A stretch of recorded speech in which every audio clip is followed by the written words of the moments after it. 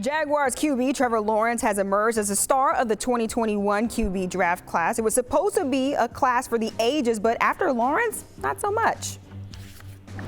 Let's take a look at the Ford big board. Built for America, built Ford proud. While Lawrence looks to be a star in the making, none of the QBs from the 2021 draft class have been winners. Only Trey Lance is 500, and that's because he doesn't play. Mac Jones has the best winning percentage of the rest. Zach Wilson is just 8-15. I'm surprised that he even has that many wins. But that leads us right into our deep dive as we redraft the 2021 QB class. We got Andy Hart, of course, Tommy Curran, who's live out there in Foxborough. We even threw in Davis Mills just for the heck of it, because why not with those quarterbacks? But Curran, I'll start with you. How would you redraft that 2021 QB class that has so much hype around it?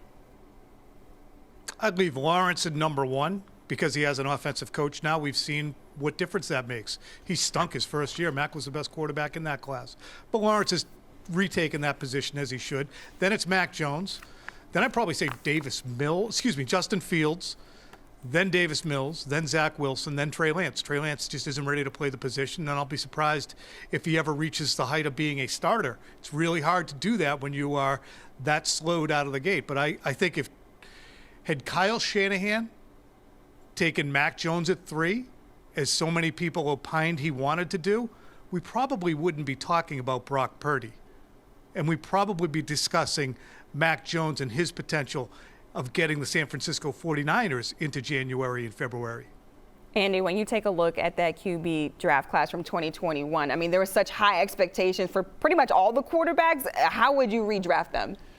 This is going to be boring because I'm very similar to Curran. Yeah. I mean, I think, first of all, it's Trevor Lawrence. Mm-hmm. He was seen as a generational talent. He was the top of that draft class like 3 years before, right? He was one of those projected number 1 overall picks.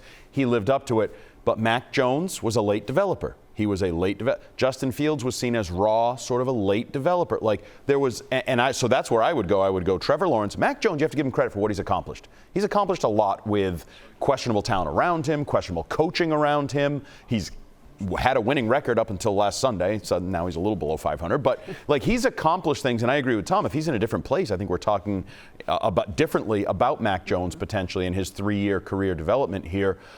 Justin Fields, I still put 3 just because there's a lot of raw talent there. Yeah. He seems broken right now based on the comments today and what they've done to him over the last couple of years and trying to rein him in. He's a stallion. Let him run, let him play, and just kind of hone some of that. And then I would probably say Davis Mills, Zach Wilson, and I put Trey Lance last just because I think Trey Lance is borderline a running back. I think at some point somebody should move Trey Lance to running back and just see if he can play that position, throw a couple halfback passes every once in a while. He kind of ran more than he passed throughout his entire college career.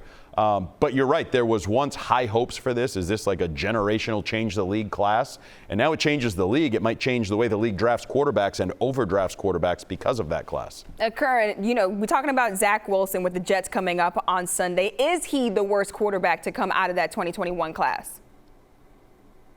No. We just hit those. It's Trey Lance. Trey Lance is the worst quarterback. I mean, Zach Wilson's probably going to cash NFL checks till 2030 at least.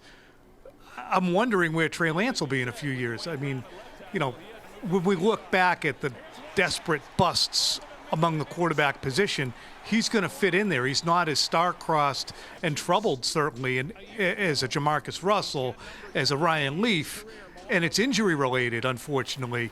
Look, it's hard to root against 23 and 24-year-olds.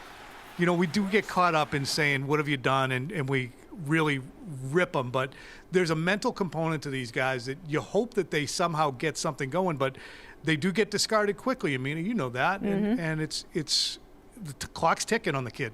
Definitely, the clock is ticking, but it is tough though when you're a young quarterback and the situation is constantly changing around you depending on the organization.